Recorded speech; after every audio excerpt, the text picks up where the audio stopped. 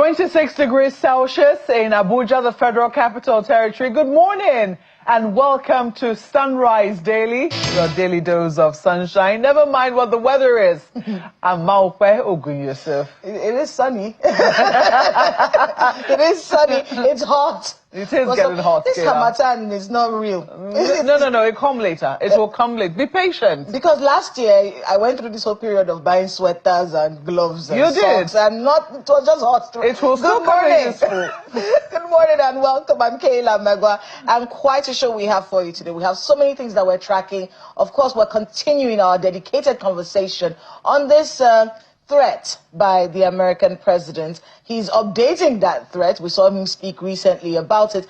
And of course, we're also tracking the Nigerian government's response to this particular situation. Is it something we should be very worried about? Is this something that is a call to action? And then the words that were used, of course, our guest yesterday was very upset about some of the words that were used to describe Nigeria, as are many Nigerians, because, you know, if you're going to help us, don't call us names.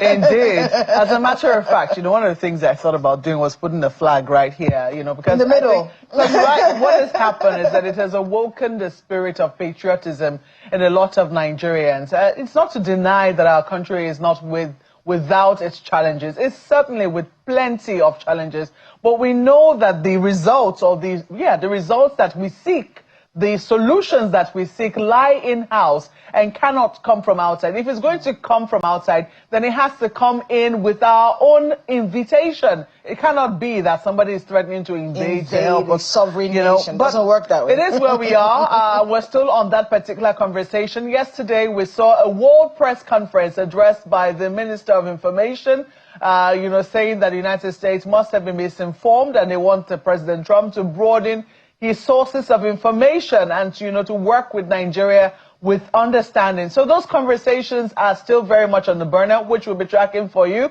But at the same time, it's not, it's taking so much of the space, Kayla. It is taking so much of the space. You would hardly believe that there's an election coming up in Anambra this weekend. But there is an election. And guess what? There's also a major protest happening today. The People's Democratic Party say they are going to be going on a protest to the United Nations office here in Abuja, and also, would you believe it, to the U.S. Embassy. Oh, yes. You know. And they're calling the protest the Save PDP protest. I don't know how that is supposed to work. I don't understand the thinking behind it. But, you know, our correspondent, Friday Okerigbe, is going to be there to see exactly what it is that they're asking for. The crisis in the PDP is one that we have been talking about for a very long time, watching it unfold and remembering nostalgically how important this party used to be and how powerful it used to be. Are they going to be able to get their act together before 2027?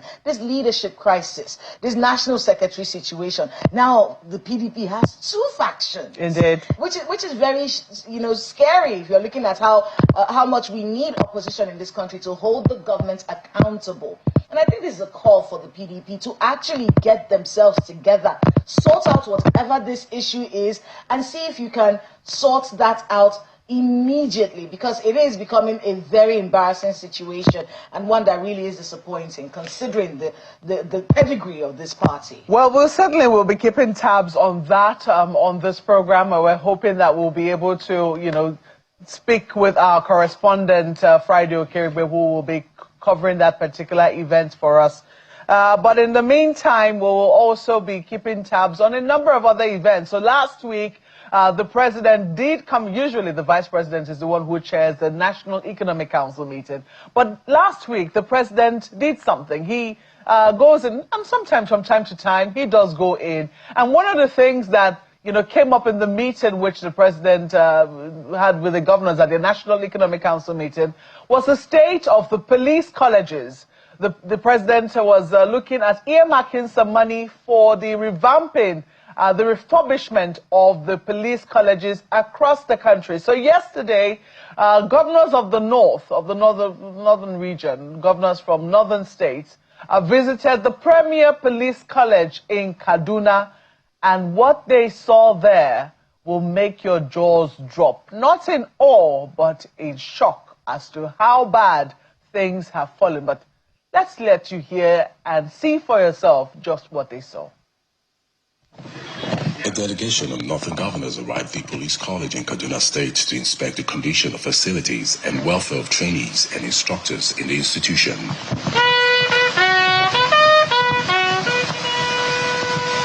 The Kaduna Police College is one of the oldest training institutions in Nigeria, established in 1945 to train recruits for the northern region.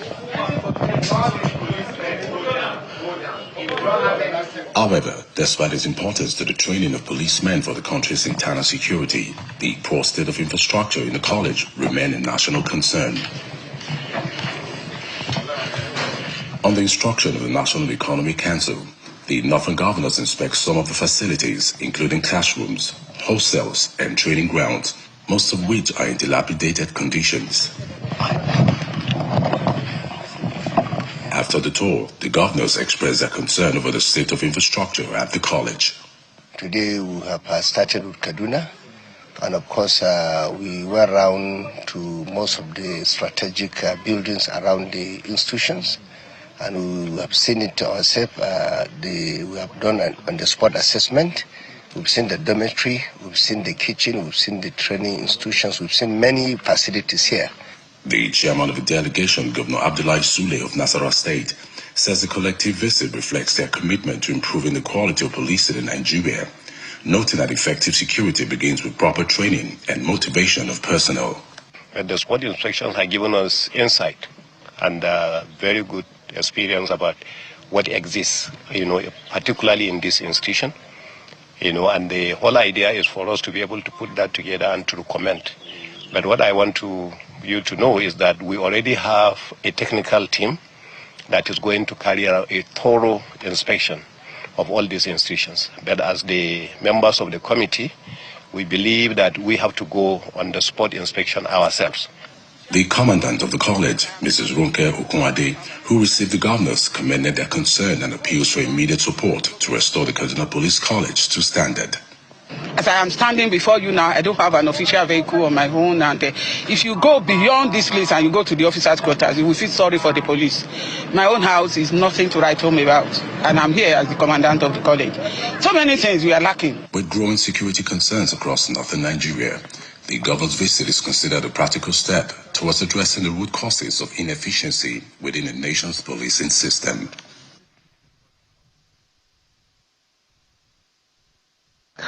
Well, you have heard and you have seen it for yourselves just what it was that the governor saw. The question is, where do we go from here? And what exactly will the results of their own, is it an investigation now, Kayla, or is it a tour? What will the results be, and how quickly will the results come? Indeed, and this is not the first time that we've seen how deplorable this particular school. Okay, let's not go down here. Let us go. Let's not go down. Let's when people say journalists do not do their job, if there's anything I can say for a fact, it is that as journalists, we have done our jobs bringing this particular situation. Yes, this situation. Is it from the Lagos one? I remember the Lagos one, yes. The Lagos one. Or is it to this one? But we have done our job. This is important. More now than ever. Indeed. More now than ever. It's not possible for us to have effective policing when what you need for effective policing is not there. It doesn't make this particular school. We have talked about it and we will continue to talk about it. I like that the governors are there. I can see the northern governors. Now, it's important, and the conversation around state police is probably necessitating all of this. If we're going to have state police and have police forces that actually work in the states, especially in those troubled parts of the country, then crucial that this college is fixed and that the training that the people need to be able to do their job is actually available for them, Martha. Well, at this point, we will be continuing our conversation right now on the threat. Yes, it's becoming a threat. It became a threat, or it sounded like a threat of the U.S. president to come into Nigeria, guns a-blazing, he said, and that is still creating ripples. Well, we've seen quite a number of reactions from the federal government of Nigeria, urging understanding. And we're going to be going to Lagos now, where our very first guest, Mr. Kabiru Dakata, is on standby. He has a PhD in Security and Strategic Studies from the National Defense Academy and is also the Director General of the Kano State Signage and Advertisement Agency. Good morning, let's say Dr. Dakata. Thank you so much for joining us this morning. I'm sure that you have been looking at reactions from different cadres of people, from governments, from well-meaning Nigerians, from those who are concerned, because there are those who have said, look, let's not bury our head in the sand like an ostrich. We do have a problem here. And there are those who actually do feel targeted by the security challenges that Nigeria has been confronted with. What are your immediate thoughts in terms of what we've seen so far as the reactions to President Trump's statement? Thank you very much, Maupe. First, let me correct you. I'm yet to earn that PhD. I'm still a candidate in Nigerian Defense Academy. Thank you for the well wish. And about the reactions, you see, his threat or warning sparked mixed reactions. You know, for some people, they saw it as an echo of the fears they live with, especially those in the affected communities. The fear about the banditry, the fear about the terrorism, the fear about kidnapping and what have you. So for them, it's like an external validation of the fears. For the leaders and policymakers, it was like a wake-up call for them. A reminder to them that the world is watching them. The world is paying attention to what is happening here. Though some of them were defensive. But then the broader sentiment is very clear. If insecurity persists, it affects our global image as a country, it will affect the investment climate, and it affects even the humanitarian stability. So the actions are diverse and coming from different stakeholders. It depends on where one belongs to. All right, so I'd like you to take two major stakeholders. First, the reactions from government. We've seen, there's been a meeting by the NSA and the chief security, security chiefs. They had a meeting. Of course, the meeting wasn't for public consumption, but we knew as journalists that they held this meeting. And then shortly after, we also saw statements released by, short tweets released by the president's aide. We also saw the reaction of Nigeria's president as well, reiterating Nigeria's stance for religious tolerance and saying that people of all faiths, will continue to have the freedom of worship. That's what we've seen in terms of the immediate response. We yesterday saw a world press conference granted by Nigeria's Minister of Information, as well as a number of other top government functionaries in that regard. Are you satisfied with the level of reaction of Nigeria's government, or do you think that they ought to be doing something more that we are not seeing? Yes, I think, like I said, it should be a wake-up call for us, and for the government, we should not be defensive. We should see it as a constructive criticism, not like an interference from the foreign stakeholders. We should see it as a constructive criticism and do the needful. And if you look at the situation, of course, it's a tragic and complex situation. The killings are still going on. So we need to face the reality and do what is important so that we don't ridicule ourselves. If you look at what is happening in states like Zamfara, Kaduna, Katsina, Borno, Plateau, you see, people are being killed on the daily basis. So the terrorism, the banditry, the communal conflict, so it's not a funny one. And if you look at the impact, it's devastating. Lives are being lost. Families are being displaced. Children are out of school. Even the food production is collapsing. So it's no longer even a northern problem.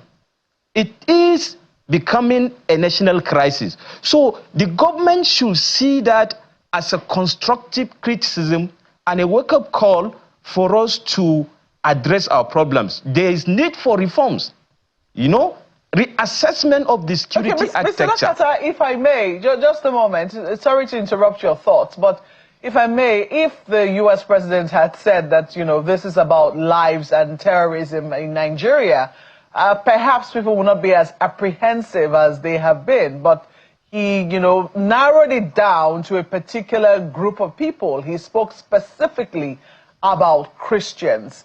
Yes, you are saying we should broaden it, but, you know, there are those who have said that statement alone had the potential to cause further mayhem in Nigeria. Do you think that so far so good, there has been sufficient rallying of Nigerians by the government of the day to see how we can begin to bridge whatever fault lines exist between us? That component is lacking, but I think is a challenge for us to reflect on that. You see, but that's one thing with the narrative. The bias aspect of the narrative is what some people are complaining about. But it's true, we are facing our insecurity challenge, and we welcome any support from external forces to address the challenges. But the government on its part, government at the federal level, government at the state level, they have responsibilities, including, you know, going to the grassroots, localize the peace-building process, dialogue, reconciliation, you know, economic empowerment. We need to also look at it from non-kinetic aspect. Our state governors need to empower the youth.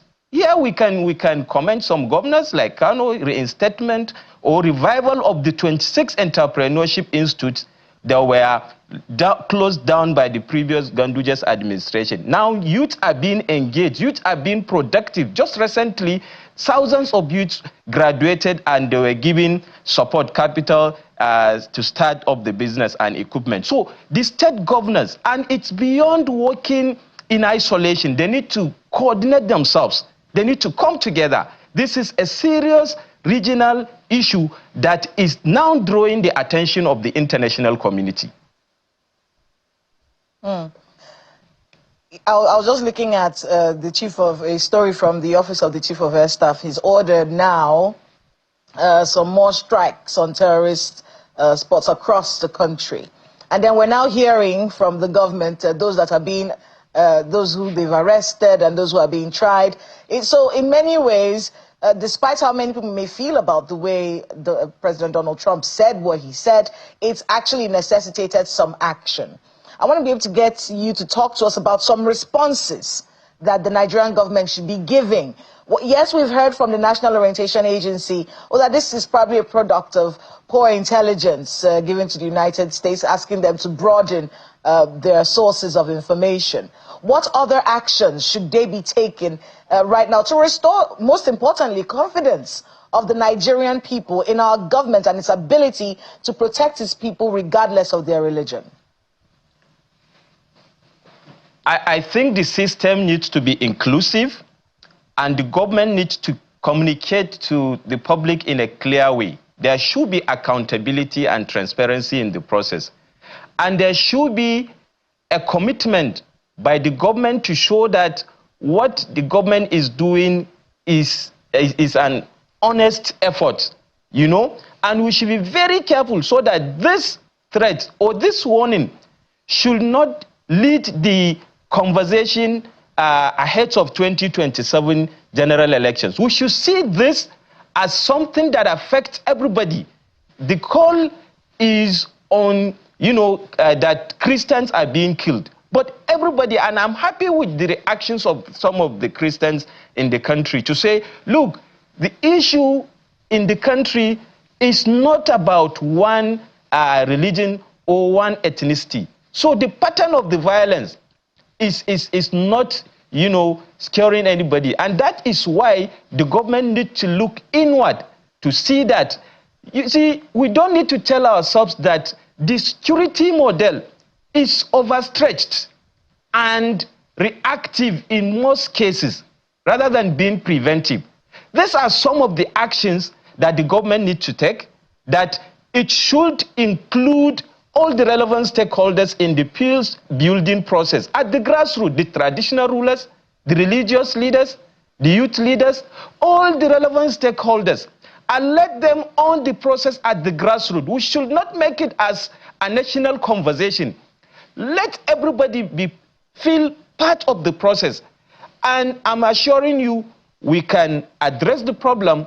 And for the people, we should not see this as a divisive, call. We should see it as a challenge to love one another, because peace and development go hand in hand, and we all need ourselves to develop. And that's why it is something that has to do with everybody in the country, irrespective of the religion or the ethnicity one belongs to.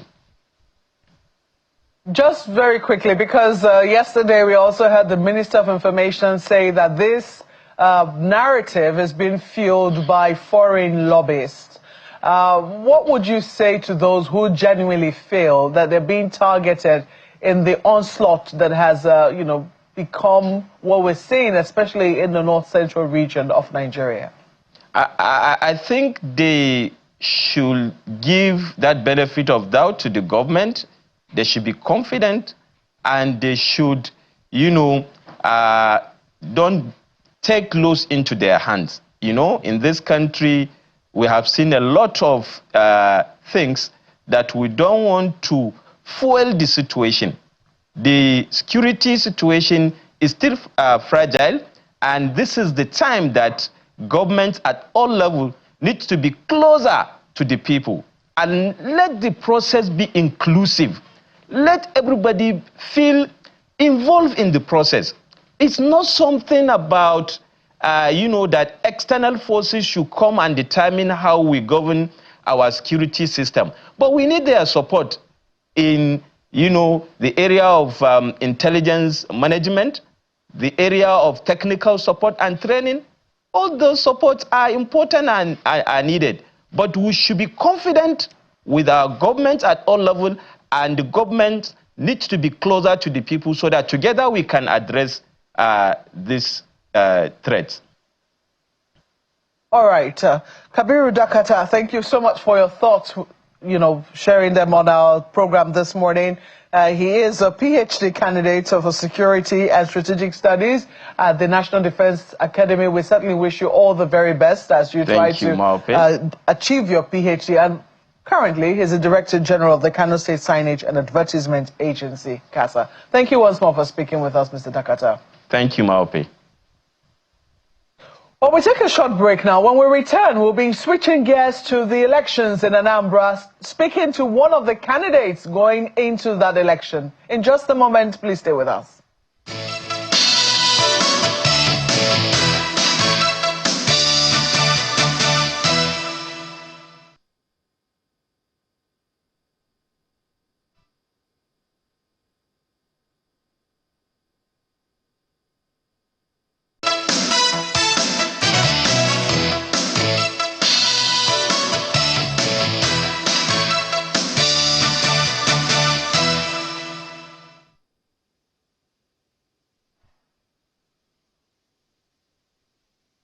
We did say that we were going to the Anambra elections, yes indeed, and we now have our guest seated and ready for us. Mr. George Moghalu joins us. He's the Labour Party governorship candidate in Anambra. Thank you so much for speaking with us this morning, Mr. Moghalu. I know that you will be trying to dot your I's and cross your T's in the final phase of this race. But some people will say, aren't you running an uphill task here, running against an incumbent that seems to have quite a lot of things going for him? Thank you very much, Mokbe, for having me. There's no doubt as to the fact that running an election against an incumbent, no matter the type of incumbent, whether a lame one, whatever, is a challenge, but we are facing the challenge as expected, and we are dealing with it. What have you been selling to the people of Anambra that you wish to do better? Because and this is not me marketing for Mr. Soludo. This is what a few, will I say, research bodies have come out with, Anambra and what it has been able to do over the last year in terms of its budget and how it's run it. We also remember that Anambra came first with the, is in the Bill and Melinda Gates Foundation, is a quiz around health, indices around health.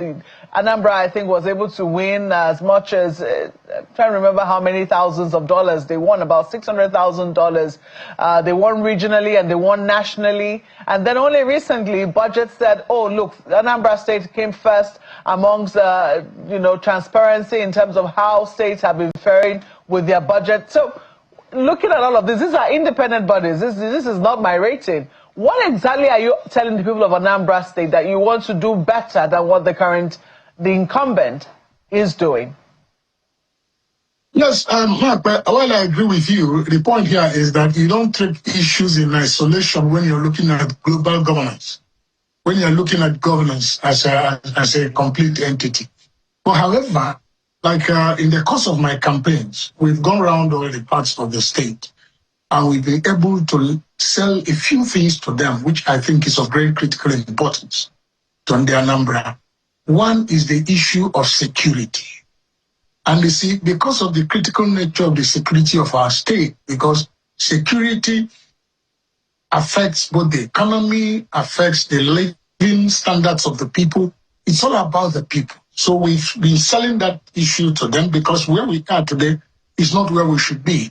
And the security arrangement they have on ground, for me, is not functioning. Then we talked about the issue of education. When you talk about education, I would like to take you back to where we were when P2B was governor of this state. Anambra never came second in anything that has to do with education. Look at the last NECO result. Look at the indices that was published, not by me, but also by an independent body. And look at where Anambra State was placed in terms of infrastructural development with regards to building our education. So we have a major challenge there. Then you go to agriculture. What has government done with regards to investing in agriculture so that we can expand the agricultural value chain for the benefit of our people? We see agriculture as a latent source of economic development for our state, because apart from the resources that we are going to generate from it, it creates an opportunity for us to expand our employment opportunities for our teeming population. But nothing has been done there. Related to the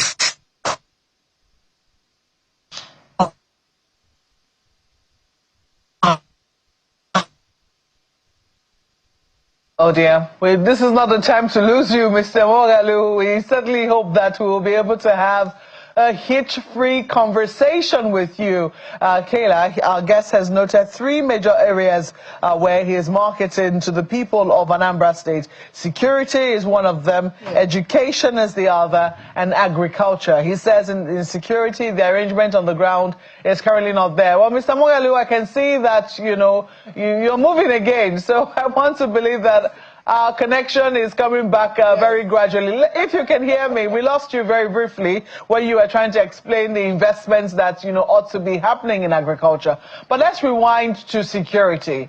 Last 4 years, when Anambra was going to go into the polls, we knew what the security situation was like. Everyone was so apprehensive as to whether or not these polls were going to hold, whether the atmosphere was going to be safe enough for INEC officials to be able to conduct themselves. Some people say, look, there's been progress from the last 4 years to where we currently are. So what exactly are the key indices, or will I say the key ingredients that you are hoping to change? What are you marketing to the people that you hope to do differently with regards to security?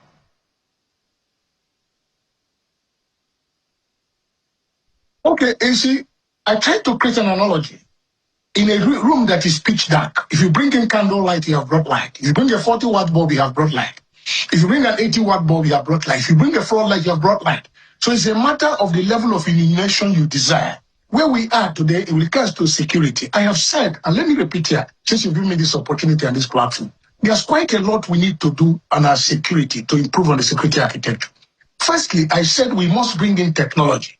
Anambra State has no command and control system today to address the issue of insecurity. I've also said that we're going to have CCTV cameras at strategic locations in our state so that we can monitor activities of what is happening within the state. I have said we're going to introduce drones, technology drones, to be able, security drones, to be able to address issue of identification of people who enter our state, even in our forest areas. I said it. Then we look again, if you look at Anambra State, we have about 182 communities, having shifted from 177 that it used to be. Every community has a vigilante service. We have said that the first thing we are going to do is to get these vigilante people properly documented, properly trained, properly kitted, properly equipped, and properly remunerated, so that they can fill the gap, they can cover the space that is created for the lack of state police. And by the time you do this, they will be able to work properly for the benefit of our people. Because what we have today is a band of young men and women, young men mostly, who are not trained but armed. And they have been causing havoc. That is why you have the issues of Akande Chamber and whatever name they go by. And that is why not too long ago, we saw the case of our National Youth Corps member, a lady, being brutalized. And there are a lot of killing incidents that have happened in our state. And that is not what it should be. Because when you bring a security... If I may, sorry to interrupt you, just very quickly. You know, you made the analogy, you said if a room is in pitch darkness, if you bring in a candle, you brought light, 40 watts bulb, you brought light. Can you tell us where Anambra is with regards to the type of light that has been brought in? Anambra State, I can boldly tell you, is under 30% light. Under 30%. Okay. My colleague Kayla has questions for you. I mean, you brought up Akande Chamber. You signed that peace accord that the Kuka Center and the Peace Committee came together with. And one thing that we did not see was Akande Chamber on the list of people that should take part in that election, which many people have been wondering, you know, for a free and fair exercise, will these personal police of the governor, would they be able to rein themselves in and stay away from this exercise? What are your thoughts on Akande Chamber and rumors that there might be some kind of interference during the elections from that particular security agency? I'm actually very, very concerned. But let me say that with the statement made by the police asking that Akande Chamber be banned for the period of this election, is quite is suiting, is encouraging, because the truth about it is that Akande Chamber is a military outfit created for the purposes of enforcement in this election, and we will resist it. We have enough security agencies. If what we hear is anything to go by, I hear the police is sending about 45,000 men. Yes. The army is sending, the SS is sending. So we have enough security men from the federal institutions that are going to man and manage this election. So for us, the Akande Chamber should be put under lock and key. They have no business in this election because the intention of having them ab initio is for them to be used for these purposes of this election. A few days ago, because one of our people in Obosi was giving out forms which we are going to use to identify our agents, Akande Chamber went there, got the man, beat, and arrested the man and got him thoroughly beaten up and taken away.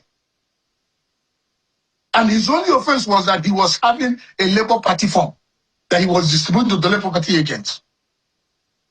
So if something is not done, we are going to see a situation where these people will be released to cause mayhem within the society and become a national embarrassment to Anambra people. I mean, that's not so the only... So we want a situation where they'll be calmly put out of the streets. Unfortunately, when the police issued a statement saying that Akande Chamber should, and all vigilantes should be kept at bay, that they should go back and stay in their houses and allow the election to take place, it was a welcome development for all of us. And when we signed the peace accord, I signed it because I believe I want peace. I'm a very peaceful person. I want peace at the end of the day because it is not war. At the end of the day, one person will emerge to lead in the Anambra for the benefit of the Anambra. And the truth I want to point out here is that we want to offer service to our people is not compulsory that our people must accept it.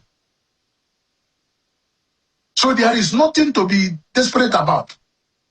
You offer yourself, you allow the people to make the decision. Mr. Moghalu,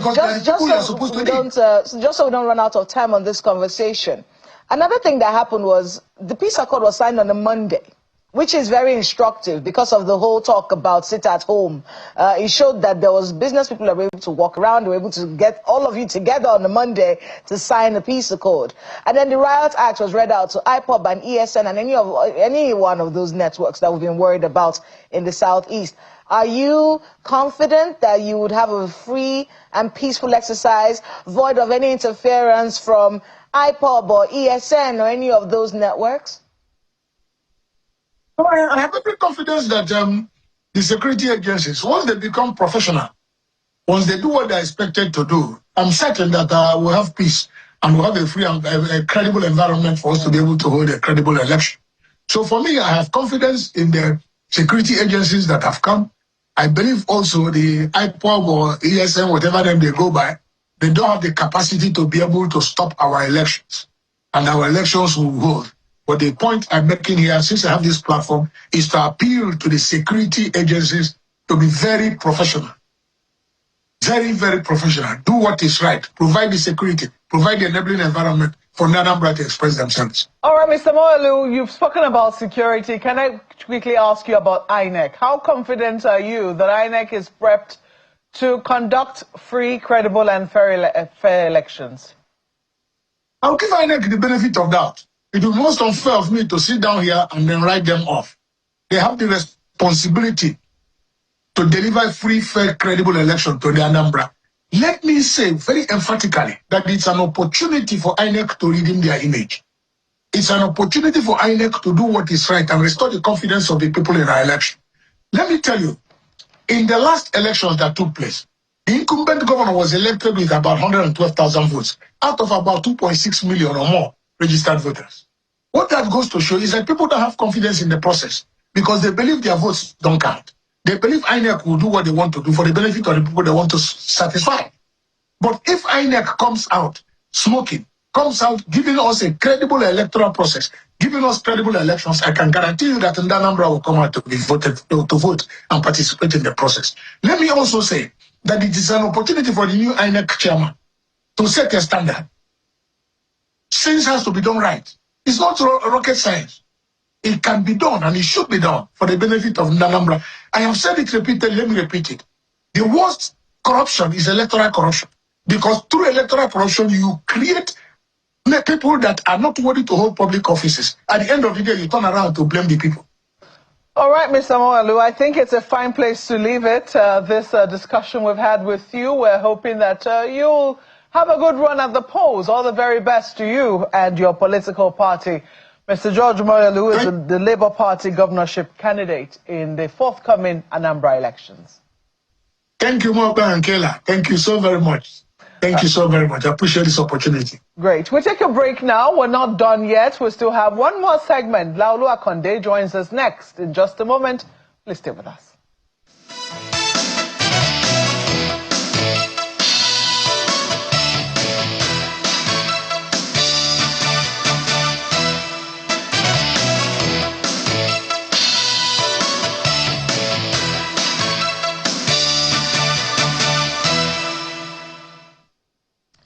Welcome back. Mr. Akande, former presidential aide, joins us as we discuss some of the major stories going on in the country. Thank you so much, Laulu, for being with us this morning. Good to see you guys again. Let's start off with this protest that is going on with the PDP, the Save Democracy. I've been calling it the Save PDP protest for some reason. It's a Save Democracy protest, and they're going to the EU, they're going to the UN building, they are going to the United States Embassy. What do you make of this? I think they should be thoroughly ashamed of themselves that they have not understood that it takes courage and boldness to lead.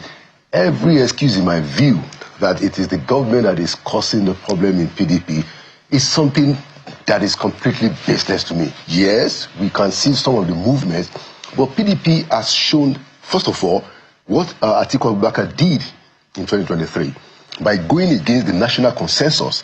That is the foundation of what has happened now. And that has followed by a series of lily-livered PDP governors and leaders who cannot stand for anything. And so, I'm sure that the international community is not going to be faced by their by their protest, they need to be courageous and be bold and fix their own problems internally. First of all, they need to deal with Wike. Why is it impossible for them to suspend or even remove Wike from the party? As simple as that. It is clear that this guy is running the system down, and you guys are handling it with kid gloves. They're not serious people. If they take Wike out of the party, if they suspend Wike, that's half of the party gone again. Well, because Wike is not alone. You have to decide what you want to do. Clearly, I mean, there is nobody who doesn't know that Wike is being used to run the party down. That is clear to everybody. What is curious is that the people who say they hold the party, they can't give this guy a fight. They can't give him a bloody nose. Is it actually fair to say that Wike is the major problem of the PDP? Because the problems had existed, which led to what Wike I did say it, that the problem started when Atiku Abubakar ran against the national consensus. That was what produced Wike. But the party ought to have recovered from there. If they were serious at all, if they have anybody who understands leadership, who has any vision left in PDP, 2 years is enough for them to recover. In any case, they said the rally is a rally of like minds. We don't know which faction of the PDP this is, though, with participants mainly of the PDP extraction and allies who believe that democracy is under threat in Nigeria. That is the reason for their rally. I don't think democracy is under threat in Nigeria. I think we need bold people, courageous people, people who have a vision to articulate it. You'll be surprised how many Nigerians are waiting in the wings, but there is no leadership. I have no fear that Nigeria is going to become a one-party state. It's a waste of time. We need to organize the people. We need political parties that can connect with the people. That is what is lacking. All right, we need to have a bit of a conversation about this one. The next topic that we're going to be talking about, which is Kanu's defense. You know, the defense, and Mark, when we're watching this case unfold of Nnamdi Kanu deciding to represent himself, and then he says, "Oh, I don't feel like I have a case to answer." I say, "Oh, but you do." And then they say, "Write some kind of statement." They give him this day. The judge, we even hear the judge talking to him, like saying, "Look, you need help. You need to go talk to somebody, get some of the knowledge that you need to be able to defend yourself, because it is a little bit more complicated than you think it is." And I think I want to be able to get Laolu to talk about that.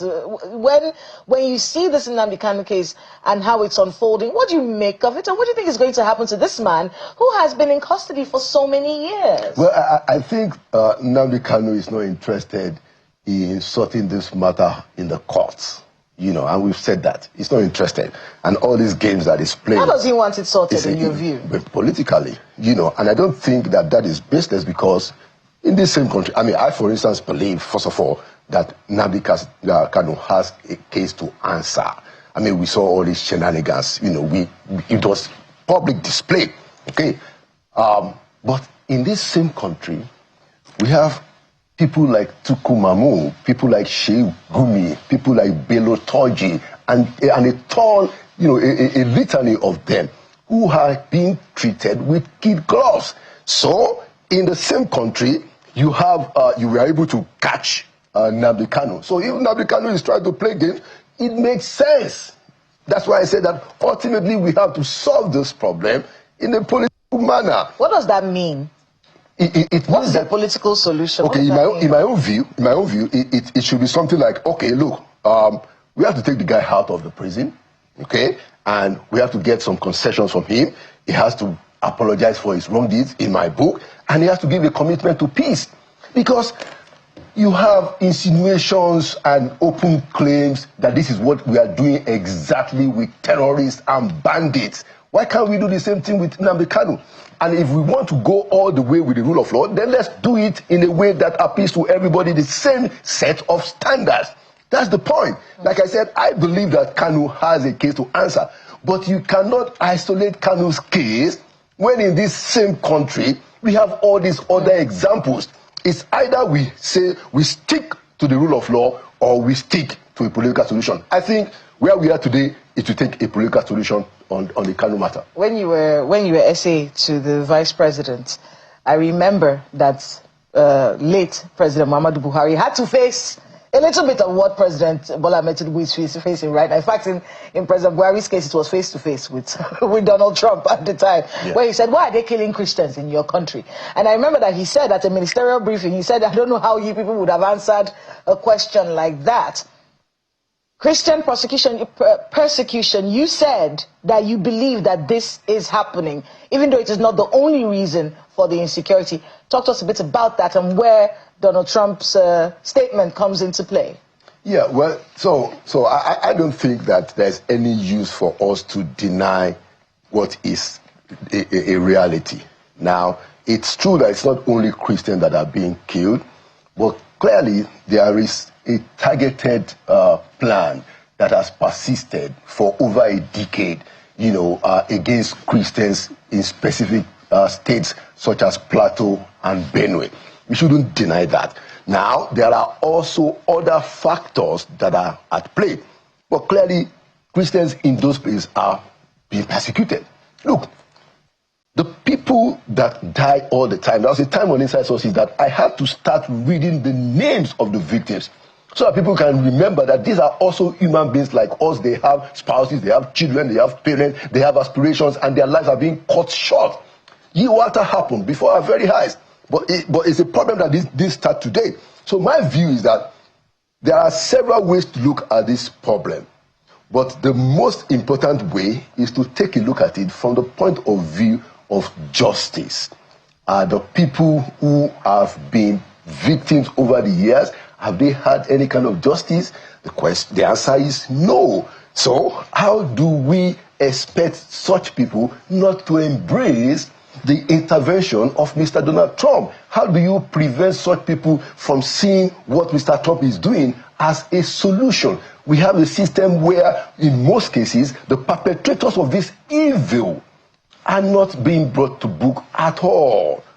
We have instances where people have given us stories where they say that they will arrest somebody and somebody makes a call to say they should be released over and over again. So what do you think needs to happen now? Because on the one hand, yes, there is, sometimes what we have been told also by security agents is that there is always an incomplete story, and that there is also the danger of a single side. I mean, apologies to one-sided story. Yes, apologies to Chimamanda, because everybody's been using that single-sided or one-sided story now for a while. And it does appear that something would have happened somewhere. Maybe it happened in such a way that nobody took note. When the reprisal comes, is on such a scale that we cannot help but take note. Right. So how do we then begin to balance this narrative? Because there's that aspect, and then there's the aspect that you've just mentioned, the fact that when even perpetrators are caught, I think it took the president to go to Benue and say, where any arrest, police, IG, well, any arrest, because it would seem that we've just taken it for granted that when these things happen, we go there, we cry, we clean our eyes, and we go, and that's the end. And they continue the case. And it continues. So how do we balance the narrative? And then secondly, how do we make sure that we follow up with perpetrators who ought to be brought to book? Okay, so how we balance the narrative it comes down to leadership. And that's what we're asking the president to do. We're asking the president to say that, look, it's not a big deal for me whether it's Christians or Muslims or Northerners or Southerners. Nigerians are being killed. I think we can all agree about that. We can tone down the rhetoric in such a way that we can all come together. I have had some of my own friends even say, no, but you're talking about your experience, with the Boko Haram victims. What about the Muslims? And it's true. There are also Muslims who are being killed. Why it is the truth that Christians are the target, but there are a lot of Muslims being killed. It's even possible that you have more Muslim victims because this thing is happening in the north where you have more Muslims. So we need our leadership to abandon trying to deny the reality and focus on the fact that these are Nigerians that are being killed. And so let all of us agree that we need to stop these killings. We need to try to have some justice. That is where to start. And then, so what do we do, especially with this Trump thing? The president needs to embrace the offer of Mr. Trump to try and help us to solve this problem. And it's a new opportunity. I will tell you a story. We don't have time for the story, unfortunately. All right. Anyway, yeah. Anyway, so basically, the president needs to embrace the offer of Mr. Regardless Trump of the cost. to help us. Regardless of what it will cost us. Not to undermine our sovereignty. Okay. Their involvement can make a very significant, dramatic change in how we can curtail those killings. And then in-house, we have to ensure that there's justice. It's a fine place to leave it. Mr. Laulu Akande, we have to thank you very much for your thoughts. He is a former presidential aide and also the presenter of Channels Television's Inside Sources, which you can catch tomorrow and Sunday. Thank you so much for coming on the program. And that's where we wrap it up this beautiful Thursday morning. Yes, can I say on a Thursday? But watch out, who will I be with tomorrow? Thank you for watching. I'm Have a great day ahead. I'm Kayla Megwa.